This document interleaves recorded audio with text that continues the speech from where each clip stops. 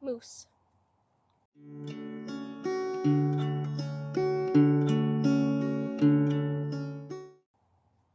In the woods there lived a moose, but poor thing, her horns were loose. She used a branch to screw them on, which helped but didn't last too long.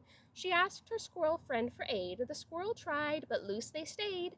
My hands are too small to help, she sighed. That's okay, I think it worked, Moose lied. She asked her friend Bear, with fur so soft. Bear sighed, I think my claws might break it off.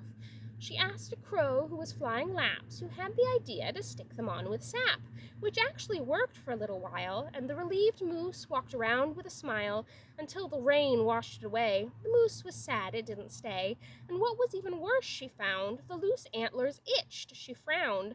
She went to scratch them on a tree. She did it carefully, but they popped free. She stared in horror at where they lay, then turned her back and ran away.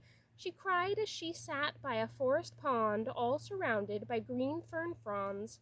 She saw her reflection with her bare head, and mourned until a fish rose and said, I like your haircut. What a nice choice. You really do? Moose had a quavery voice. I do indeed. Everyone needs a winter dew. Moose felt a little better and said, Thank you. Through the winter Moose went along, and then in spring she thought it went wrong. Squirrel, do you feel these lumps on my head? Why, yes, I do, the shocked squirrel said.